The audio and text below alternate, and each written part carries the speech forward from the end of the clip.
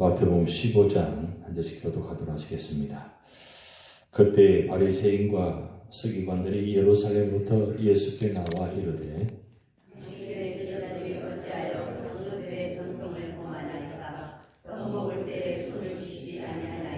대답하여 이르시되 너희는 어찌하여 너희의 전통으로 하나님의 계명을 범하느냐.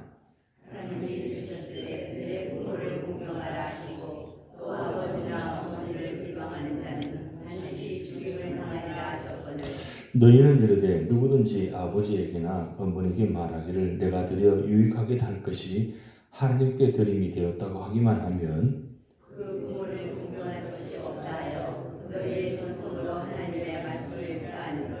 외식하는 자들아 이사야가 너에게 관하여 잘 예언하였다 일러서되 이 백성이 입술로는 나를 공경하되 마음은 내게서 멀더라. 사람의 계명으로 교훈을 삼아 가르치니 나를 헛되이 경배하는도다 하였느니라 하시고 우리를 불러주시되 듣고 깨달으라. 입으로 들어가는 것이 사람을 더럽게 하는 것이 아니라 입에서 나오는 그것이 사람을 더럽게 하는 것입니다. 이에 제자들이 나와 이르되 바리새인들이 이 말씀을 듣고 불거림이 된 줄은 아시나이까. 예수께서 대답하여 이르시되 심은 것보다 내 하늘 아버지께서 심으시지 않은 것은 뽑힐 것이니 그러나 그들은 맹인이 되어 맹인을 인도하는 자로다. 만일 맹인이 맹인을 인도하면 우리 다 구덩이에 빠지리라 하시니 베드로가 대답하여 이르되 이 비유를 우리에게 설명하여 주옵소서. 예수께서 이르시되 너희도 아직까지 깨달음이 없느냐. 입으로 들어가는 것은 모든 것은 배로 들어가서 뒤로 내버려지는 줄 알지 못하느냐.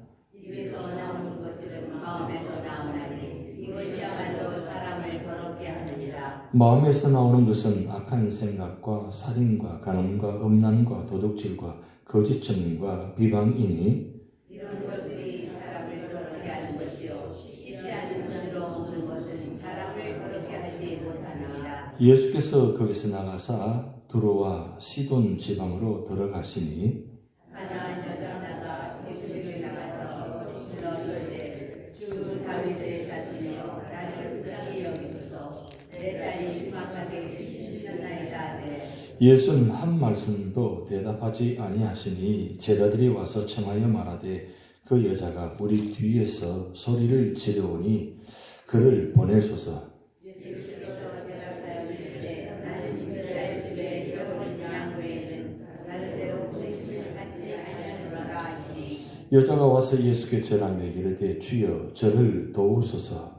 대답하여 이르시되 자녀의 떡을 주하여 개들에게 던짐이 마땅하지 아니하니라. 여자가 이르되 주여 올소이다마는 개들도 제 주일상에서 떨어지는 부스러기를 먹나이다 하니 이에 예수께서 대답하여 이르시되 여자여 내 믿음이 크도다. 내 소원대로 되리라 하시니 그대로부터 그의 딸이 나으니라. 예수께서 거기서 떠나서 갈릴리 호숫가에 이르러 산에 올라가 거기 앉으시니 우리가 다리 저는 사람과 장애인과 골뱅이와 말 못하는 사람과 길이 다 열어줄 데리고 와서 예수의 앞에 앉으심에 붙여주시니 말 못하는 사람이 말하고 장애인이 온전하게 되고 다리 저는 사람이 걸으며 맹인이 보는 것을 무리가 보고 놀랍게 여겨 이스라엘의 하나님께 영광을 돌리니라. 예수께서 제자들을 불러 이르시되 내가 우리를 불쌍히 여기노라. 그들이 나와 함께 있으니 이미 사흘이매 먹을 것이 없도다. 길에서 기준할까 하여 공격을 내지 못하겠노라. 제자들이 이르되 광야에 있어 우리가 어디서 이런 무리가 배부를 만큼 떡을 얻으리까? 예수께서 이르시되 너희에게 떡이 몇 개나 있느냐. 이르되 7개와 작은 생선 2마리가 있나이다 하거늘 예수께서 무리에게 명하사 땅에 앉게 하시고 떡 7개와 그 생선을 가지사 축사하시고 베어 제자들에게 주시니 제자들이 무리에게 주매 다 배불리 먹고 남은 조각을 7광주리에 차게 거두었으며 먹은 자는 여자와 어린이 외에 4,000명이었더라. 합독하시겠습니다. 예수께서 무리를 흩어보내시고 배에 오르사 마가단 지경으로 가시니라. 아멘. 사자성어에 이런 단어가 있습니다. 고장남명, 외로울 고자에다가 손바닥 장자를 쓰고 그리고 어려울 난자, 울명자 이렇게 해서 고장남명 하는데 잘 아시는 속담입니다. 속담이 사자성어로 바뀌어졌는데 손바닥도 마주쳐야 소리가 난다. 손바닥도 마주쳐야 소리가 난다. 제가 한 번씩 이렇게 사자성어를 쓰는데 제가 많이 알아서 그런 거 절대 아니에요. 말씀을 준비하다 보면 갑자기 이렇게 생각이 나게 하셔서 제가 말씀드리는 거예요. 제가 아는 건 많지 않습니다. 그런데 말씀과 연결을 시켜서 말씀을 읽다 보면 이렇게 사자성어를 한 번씩 생각나게 해주세요. 그런데 그때마다 생각이 드는 건 혹시 또 우리 듣는 분들이 또 오해하지 않을까? 왜 자꾸 사자성어를 쓰느냐? 이렇게 오해하시는데 오해하지 마시기 바랍니다. 저는 뭐 굉장히 많은 아는 체 알려고 사람을 사용하는 건 절대 아니니까요. 근데 중요한 건 손바닥도 마주쳐야 소리가 난다. 무슨 뜻이에요? 여러분 잘 아시는 내용이죠. 이 외로를 고자 손바닥 장자 쓰는데 손바닥이 하나만 있으면 아무리 해도 소리가 나지 않는 뜻이죠. 이건 보통 어떤 의미로 쓰느냐면 부정적인 의미에 많이 사용하는 단어입니다. 근데 저는 부정적인 내용보다는 좀 긍정적인 의미로 사용했으면 좋겠다는 마음으로 말씀드리는 겁니다. 이 왜 고장난명이라고 생각하면 이 고장난명과 비슷한 말이 독장난명이라는 말도 있어요. 독이라는 홀로 독자. 그러니까 사실은 고장난명이나 독장난명 같은 의미입니다. 그런데 중요한 건 우리가 열심히 손바닥을 친다 할지라도 하나님이 함께 하지 않으면 결국 혼자 소리 지르는 밖에 안 됩니다. 여러분 새벽마다 나오셔서 이렇게 열심히 다해서 기도하는데 하나님이 함께 하지 않으면 혼자 소리 지르다가 혼자 기도하다가 끝나버리면 아무 의미가 없잖아요. 그런데 여기 의미는 혼자서 일을 이루지 못한다는 의미가 있다는 뜻이 담겨있다는 뜻입니다. 결국 무슨 일을 이루려면 혼자서는 안 되고 함께 해야 된다. 좋지 않은 모습은 피하는 것이고 그리고 좋지 않은 모습이 나타날 때는 같이 손바닥을 치면 안 된다는 의미고 그리고 좋은 일이 있을 때는 같이 손바닥을 치는 것이 좋다는 뜻이에요. 의미를 이해하시겠죠?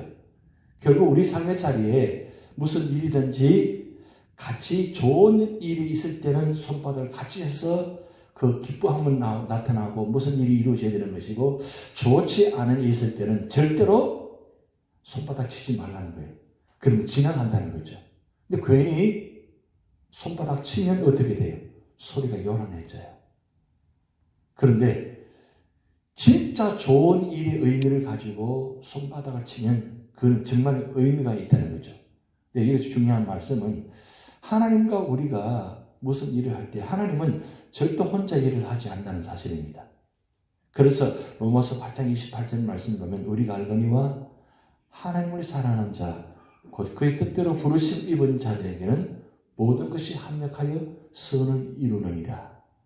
합력하여 선을 이루실 때는 하나님은 혼자 일하지 아니하시고 언제나 사랑과 믿음의 사랑과 함께 하시는데 그 함께 할 때 어떤 역사가 나타나느냐? 구원의 역사가 나타난다는 거죠. 최고로 좋은 상태, 최고로 좋은 축복이 이루어진다는 겁니다.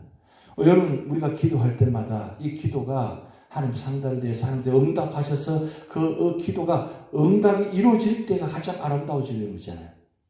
중요한 것은 우리 삶의 자리에 절대 혼자 일을 해서는 안 되고 하나님과 일을 함께 하셔야 되고 그리고 믿음의 사람과 함께 일을 하셔야 그 자리에 아름다운 의미가 열매가 맺힌다는 겁니다.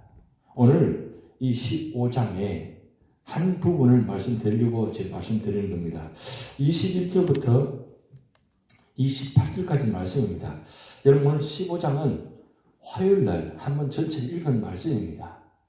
그런데 15장을 다시 한번 하는 이유는 오늘 21절부터 28절까지 말씀을 드리려고 다시 한번 말씀드리는 겁니다. 21절부터 28절까지 말씀은 바로 가나안 여인의 이야기입니다. 예수님께서 말씀을 전하시다가 두로와 시돈 지방으로 이제 옮겨가십니다. 네, 의도적으로 사실은 이 두로와 시돈 지방으로 옮겨가시는데 왜 그러면 두로와 시돈 지방으로 옮겨가시느냐? 이 지역은 이방인 지역, 사마리아인 지역, 가나안 지역입니다. 보통 유대인들은 이 가나안 지역, 이방 지역을 다니지 않습니다. 특별히 이 사마리아인 지역, 이 가나안 지역은 절대로 가지 않습니다. 왜냐하면 유대인과 이방인에 구분되어 있기 때문입니다. 이 유대인들은 이방인을 아주 사람을 취급하지 않을 정도로 그렇게 가까이 하지 않습니다. 그런데 예수님께서 이 두로와 시돈 지방으로 옮겨가시는데 거기 두로와 시돈 지방으로 옮겨갔다고 소식을 들으니까 한 가나안 여인이 주님을 찾아옵니다. 이 가나안 여인이 보면 여기 딸이 흉악한 귀신이 들려가지고 거의 죽음의 지경에 이르렀습니다. 그런데 예수님께서 이 지방으로 들어간다는 소식을 듣고 이 귀신 들린 그 딸의 어머니가 지금 예수님을 찾아오는 장면입니다. 예수님 찾아오는 장면인데 그 예수님께서 찾아오는 장면 속에서 다른 본문에게 다른 사건 속에서 전혀 보지 않은 못한 모습을 지금 예수님께서 보여준다는 말씀입니다. 보니까 23절 말씀에 이렇게 말씀 기록되어 있습니다. 예수는 한 말씀도 대답하지 아니하시니 제자들이 와서 청하여 말하되 그 여자가 우리 뒤에서 소리를 지르니 그를 보내소서. 지금 이 귀신 들린 여인의 어머니가 예수님 찾아와서 뭐라고 하냐? 소리 지릅니다. 소리 지르는데 어떻게 소리 지르느냐? 다윗의 자손이여, 주 다윗의 자손이여, 나를 불쌍히 여기소서. 근데 지금 주 다윗의 자손이여, 내 딸을 불쌍히 여기소서 하지 않고 주 다윗의 자손이여 나를 불쌍히 여기소서 그랬어요. 지금 딸의 문제를 안고 왔는데 딸의 문제를 이야기하지 않고 지금 이 어머니의 문제를 지금 이야기한다는 뜻이에요. 그럼 결국 왜 이렇게 강조하느냐? 그만큼 이 귀신들의 딸의 어머니가 그 마음이 간절하다는 거죠. 그게 바로 대표적으로 우리가 얘기하면 이 도고 기도의 가장 대표적인 모습입니다. 우리 자주 말씀드리지만 그 구약 성경에 이 롯을 구원할 때 하나님께서 아브라함의 기도를 생각하사 들으셔서 롯을 구원하는 장면이 나타납니다. 이 도고 기도가 왜 중요하냐면 상대방 본인도 중요하지만 옆에 있는 그 사람의 도고 기도 마음이 얼마나 중요한가 그 말씀을 드리는 내용이에요. 지금 딸의 문제를 지금 주님 앞에 가지고 나왔습니다. 근데 딸의 문제를 이야기하지 않고 먼저 어머니 자신의 문제를 이야기합니다. 그런데 나를 불쌍히 여기소서 이 뜻 속에는 주님은 아시지 않습니까? 주님은 능력 있는 분이니까 주님은 아시지 않습니까? 내가 이만큼 내 딸의 문제를 가지고 나오는데 주님 내 마음을 소원을 아시지 않습니까? 그 간절함, 절박함 그 마음을 지금 주님께 아뢰입니다. 그러면 주님께서 그 간절함, 절박한 마음을 아신다면 한마디라도 응답하셔야 되잖아요. 그런데 오늘 말씀 보면 한 말씀도 대답하지 않습니다.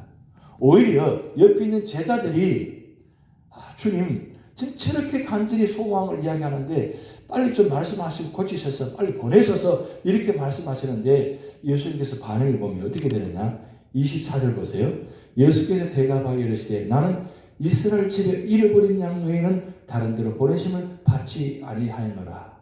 이 말씀 쉽게 말씀드리면 나는 이스라엘 사람만 구원하러 왔지 다른 이방인 사람 구원하러 오지 않았다고 지금 말씀합니다. 지금 예수님께서 어느 지역에 와 있습니까? 두로와 시돈 지방에 와 있습니다. 그러면 두로와 시돈 지방에 온 이유는 여기 있는 지역 사람들을 구원하시기 오셨는데 지금 예수님 대답은 전혀 반대 이야기합니다. 내가 지금 이 자리에 와 있지만 사실은 나는 여기 있는 사람을 구원할 마음이 없어. 나는 이스라엘 사람만 구원하려고 왔어. 이 말씀을 한다는 겁니다. 그럼 왜 예수님께서 이 말씀을 하셨을까요? 무엇 때문에 예수님께서 이 말을 하실까요? 지금 간구하는 자, 이 여인의 어머니는 지금 간절함이 있습니다. 사모함이 있습니다. 절박함이 있습니다. 그런데 예수님은 이 절박함, 사모함을 외면하십니다. 여러분 입장에 대해서 한번 생각해 보시기 바랍니다. 내가 이렇게 열심히 일을 하고 열심히 기도하는데 하나님 외면하세요. 그럼 여러분 얼마나 견디기 힘드시겠어요? 얼마나 힘드시겠어요? 내가 이만큼 일을 하는데 왜 하나님이 나를 외면하십니까? 라고 항변할 수 있잖아요. 그런 지금 내용이 담겨져 있는 모습입니다. 지금 상황 긴박합니다. 많은 시간이 있는 것도 아닙니다. 그런데 예수님께서 대답하는 장면이 외면하신 다음에 또 한마디 하신 말씀이 나는 이스라엘 집 외에는 구원하지 오지 않았다고 한마디 말씀드리면 당신은 아무리 강구해도 소용없다고 당신의 문제는 내가 해결해 줄 수 없다고 이렇게 말을 듣는다면 그 여인의 마음이 어떤 마음입니까? 얼마나 상처를 받겠습니까? 그런데 그 여인이 대답하는 장면을 보시기 바랍니다. 25절 여자가 와서 예수께 절하며 이르되 주여 저를 도우소서. 지금 두 번이나 주님께서 외면하셨어요. 대답 따라하지 하시고 대답한다고 한 말씀이 나는 너희 관심이 없어. 네가 아무리 소리 질러도 소용없어. 이런 말을 들었으면 항변할 수 있죠. 아니 왜 이런 말을 하십니까? 주님은 이처럼 구원하시고 오셨는데 왜 이런 말씀 하십니까? 어떻게 그럴 수 있습니까? 라고 항변할 수 있는데 지금 여인은 어떻게 합니까? 그럼에도 자기 마음을 누르고 주여 저를 도우소서. 왜 그렇습니까? 지금 이 여인의 마음은 어머니 마음입니다.